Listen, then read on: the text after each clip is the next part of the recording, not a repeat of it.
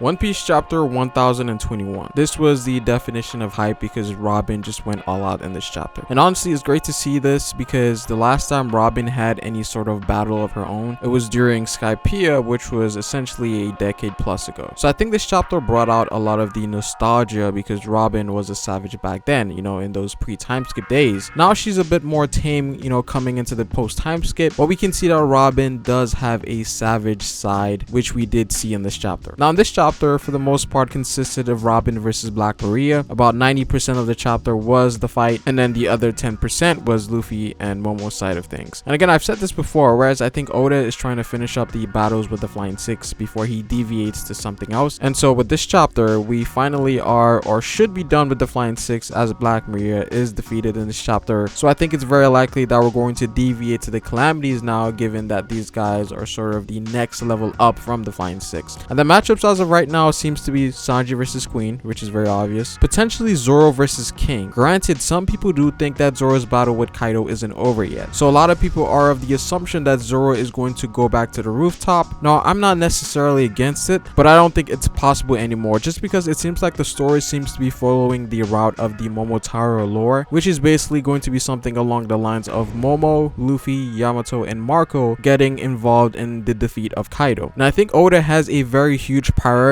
when it comes to implementing Japanese folklore, and this one in particular has been very popular since the beginning of Wano. So I think Oda is definitely going to follow through with that. So as of right now, I don't think Zoro is going back to the rooftop, but this might change. Now there's also Jack to be worried about here, but we haven't really deviated to Jack in a very long time. But if I can remember, he was dealing with Inuarashi, but that could be a battle that Inu might lose because he literally just came back from a fight with Kaido and he was injured to some extent. And also the fact that we haven't seen Jack's hybrid form kind of indicates that he hasn't shown his full power either. So we're definitely going to see him again. So I think Inu might lose there, and then we might potentially have Jinbei take on Jack afterwards. Now if you guys remember, Luffy did say that he was going to beat Jack, so I could see a thing where when Luffy is returning back to the rooftop, we could see Luffy's development in which he shows, I guess, his proficiency in Conqueror's Haki by using some sort of technique that overwhelms Jack. And I feel like that could be a good way to hype up Luffy's strength and potentially show us things to look forward to. I feel like this is something Oda would do for Luffy before his final battle against Kaido. But with the Flying Six defeated here, I think we're getting closer and closer to the more important things of this arc, which is Luffy's battle against Kaido. Now surprisingly, we haven't gotten anything substantial between Yamato and Kaido yet, but that seems to be on its way as Luffy makes his way to the rooftop. But before we keep going, I'd appreciate if you drop the like on this video. Let's try to go for 400 likes, and subscribe if you're new here. Now Black Maria versus Robin. This was definitely a needed battle for Robin, and for the most part it was a 1v1, even though Brook was sort of in the same vicinity. And that was kind of what I was worried about in terms of this battle not being a 1v1, because the battle started out with Brook and Robin, right? But obviously that doesn't matter anymore because it seems like Brook's role was mainly to take out the underlings and so that Robin could focus on Black Maria. Now interestingly, Robin did turn out to be a very good matchup for Black Maria because of this new ability Robin displayed, which not only gave her the size but also numbers in terms of limbs. But I would say that Black Maria definitely had the edge here because she had more variety because of her Devil-Fruit ability, in which she had the size along with poison and spider threads, and also later on fire. So this turned out to be a wall that Robin couldn't overcome, because every time Robin tried to attack her, Black Maria would just use her threads to block any incoming attacks, and for the most part Robin doesn't rely on blows but more so on grapple attack, and so getting around threads was proving to be very difficult for Robin. And one of the bigger weaknesses of Robin's ability is that when she sprouts her limbs, they also function as an extension of her own physical body in every sense of the word, meaning that when a sprouted part gets hurt, the main body also gets hurt. And Black Maria took advantage of this by attacking the bigger version of Robin, but this is something that Robin can easily get around because she can just easily get rid of these sprouted parts and make them reappear somewhere else. And I think that's something Robin really needs to focus on the most, because that's easily the most broken part of her ability, in which she's able to sprout these things from anywhere and make them disappear just as fast. Now Robin has also shown the ability to sprout these things on people, so I'm not sure why she didn't use that on Black Maria. I don't know if there's some sort of new limitations that we're not aware of. Maybe people of higher Haki can or immune to the effects of Robin's ability, because she didn't try to sprout anything on Black Maria's body, which I did find to be kind of weird. But Robin did have some control, given that she was able to make these sprouted parts disappear at any given moment. And Black Maria, knowing this, decided to take the initiative of creating fire everywhere so that Robin wouldn't be able to sprout her limbs anymore, which is essentially a perfect counter at this point in time. And so this brings us to a flashback Robin has with Koala and Sabo, in which they wanted to teach her Fishman Karate and the Dragon Claw technique, right? Now here it seems that she chose to learn the Fishman Karate because it's more beneficial with her fighting style, but she did also learn something from Sabo, which I guess is or could be the foundation of the Dragon Claw style, where focusing on the core seems to be the main use of it. And here we have Robin using a Fishman technique with her Devil Fruit ability, which was honestly amazing because I did not see Robin learning Fishman Karate, right? Now she used it to destroy the roof, which allowed all the debris to sort of smother the flames, and this gave her the chance to go all out, in which we see a bigger and different form of her ability, which seems to be in the shape of a demon, and its design was very dark. And so with this form, she's able to completely overwhelm Black Maria because not only is she not bigger, but she's able to create more limbs with this ability. And of course, Robin finishes her with her signature attack, the clutch, and that was pretty much game over for Black Maria. Now a lot of people were saying that she could have used Haki here just because of how it looks, you know, the shading, but personally I don't think so because Haki has a specific type of shading. I think Oda would have made it very apparent if she was using Armin Haki here. So I do see how people could get that confused because the shading here looks similar, but it's not exactly the same. Though I do see Robin with Haki by the end of the series because I think her ability is a perfect fit for Armin Haki. And in this chapter, it kind of showed her weaknesses, in which when she tried to attack, her main body was also getting attacked. So I think a good counter to that is cladding her body in Armin Haki so she doesn't get hurt from attacks. So I think this is a moment that Robin is probably going to learn from. But I did really find it interesting that Robin learned Fishman Karate, and seemingly it's like an ultimate technique, and of course with her using it in conjunction with her ability, it makes it even more powerful. So imagine if she did actually have Armin Haki on top of that. Now we finally arrive at the end of the chapter, in which we come to find out that Momo wants Shinobu to make him into an adult, and this has been actually a theory that's been around for a very long time, and I specifically remember Marco, the One Piece theorist, making this theory, so shouts out to him. Now I would say that I was of the mindset that Momo was going to be the person to stop Onigashima, and I think for the most part this chapter pretty much confirms how he's going to do it. Now I'm not sure how old Shinobu is going to make Momo into, but we can assume that it's going to be enough for him to become powerful enough and also big enough as Kaido's dragon form, which would definitely give him the power in terms of flame clouds to counteract Kaido's flame clouds. And there's obviously more that can go into this, like Momo's Devil Fruit being enhanced as he becomes older. We also know that he has the Ame no Habakuri, which like Enma possesses Odin's presence, so I wonder how that's going to affect Momo. So there is a lot that can go into this with Momo becoming stronger, but it also comes with the downside that he's not going to be able to revert back to his child form. So I wonder how the story is going to progress with Momo basically losing his lifespan in some sense. And I'll talk more about this in a separate video because I think there's a lot to be said here, and there's little details I think Oda is leaving for us that we can speculate on. So there is a lot that can go into this. But overall, this was a really good chapter. Of course, Robin being the highlight of this chapter, I think that was something most of the community enjoyed, and I'm definitely looking forward to what comes next. But that's pretty much it for this video, guys. Comment down below what you guys think. I'd appreciate it if you dropped a like on this video and subscribe for more One Piece content. You can follow me on Twitter at Ferrospace, but it is Farrah, guys, and I will see you folks later. Peace.